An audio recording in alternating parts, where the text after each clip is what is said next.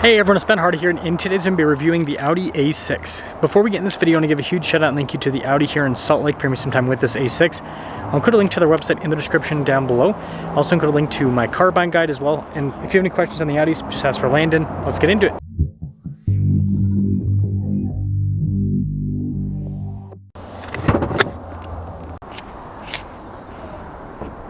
Powering this is a turbo 3-liter V6 that goes through a 7-speed. Fuel economy is 22 around town and then 30 on the highway, with power outputs being 335 horsepower and then 369 pound-feet of torque.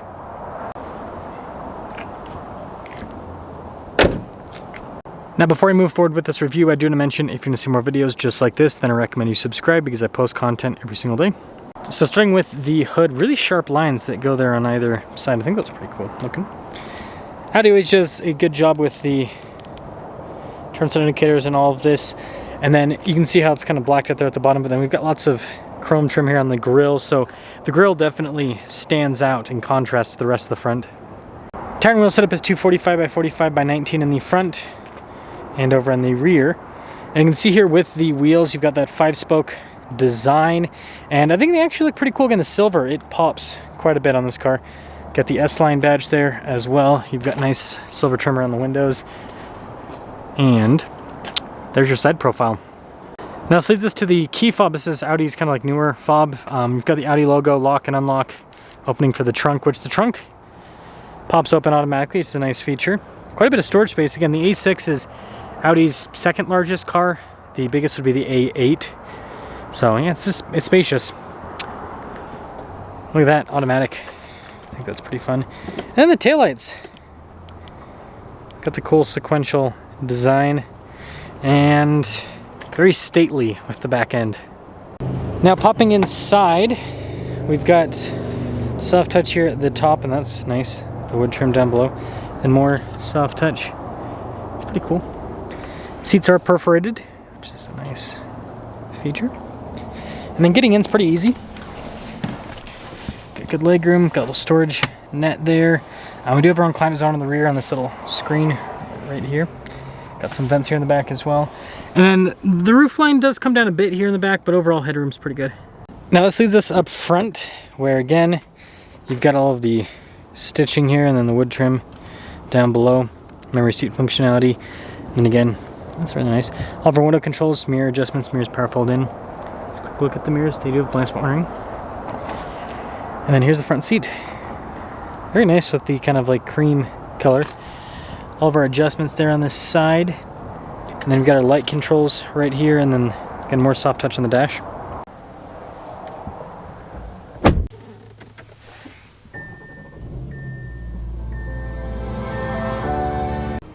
Now taking a look at the steering wheel, you can see soft touch all around. You've got the nice stitching around the center. Paddle shifters on the back.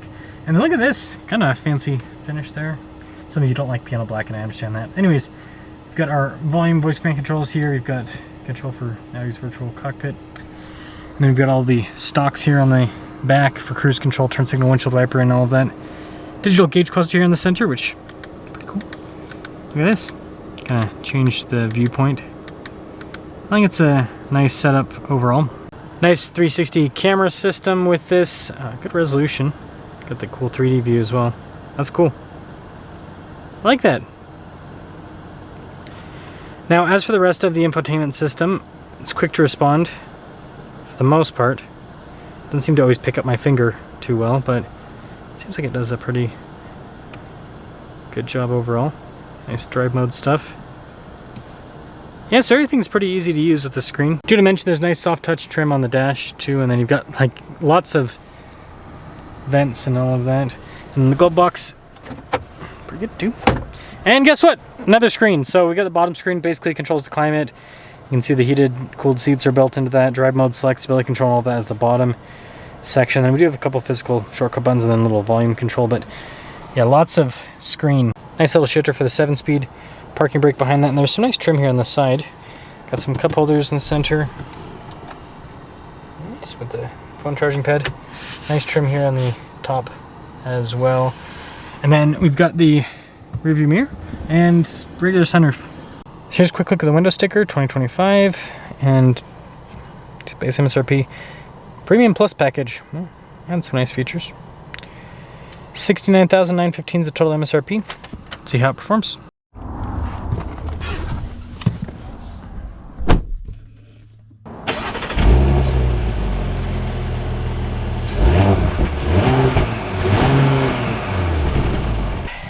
Let us set off in the A6.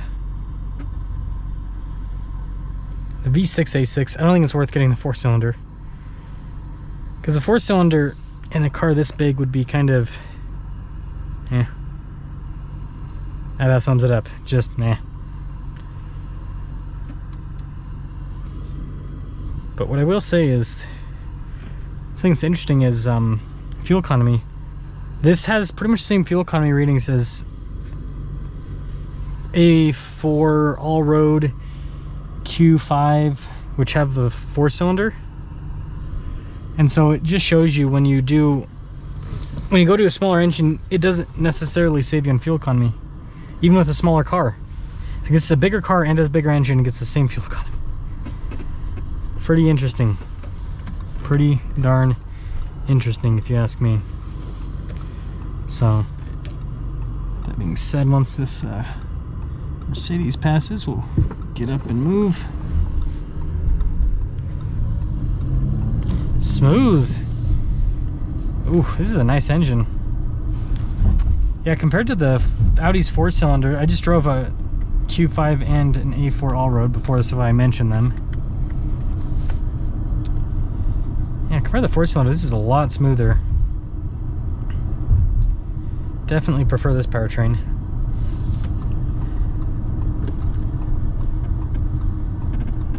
Let's make bigger engines great again, I think. Because just when it comes to drivability, the small engines just don't do it. They're not all that powerful, and then they just don't, they don't feel smooth like the big engines. You know, for example, like my wife drives a 200 series Land Cruiser, and I drive the new 250, and the 200 series with that 5.7 V8 buttery smooth, and then the 250 with the 4-cylinder hybrid, it's good for a 4-cylinder hybrid, but nowhere near as smooth as the V8. It's frankly not even on the same planet. Bump bump. Got some, I mean, I'm not getting into it a crazy amount there, but I feel like it's got something happening.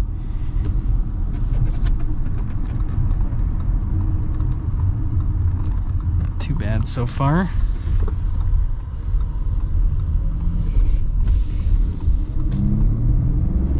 Zoom in. Wow. Yeah, it's got so much more low-end grunt than the 4-cylinder. It's a big difference. Suspension is really comfortable. That's one thing that I do like about the A6, and why the A6 is potentially worth it is it's a very comfortable ride. It's a pretty big difference from an A4 to an A6 in terms of just how smooth this is. Yeah, it's really nice. I like it a lot.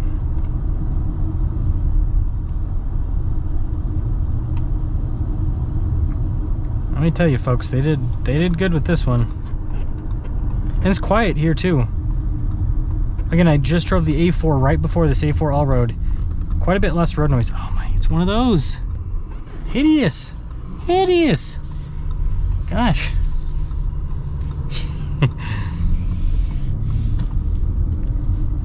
Yeah, this powertrain is just so smooth.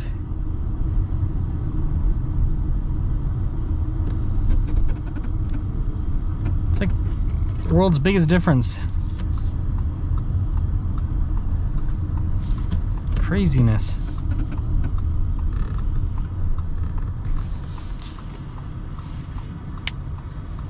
Well, Tesla's like, I'm going for it.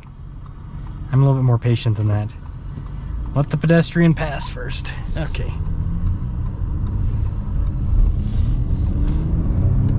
Yeah, and it has a top end too. The 4-cylinder kind of tapers off. This actually has a top end. Why is it not shifting down? There we go. That was weird. Weird. I like it. Drives well. It's a nice car. So, if you're just looking for a nice, comfortable, luxury daily driver that's a little bit sporty, not too sporty, but a little bit sporty, that's what this provides. It's a nice rig overall, and it feels well built. So, let me know what you guys think about the Audi A6.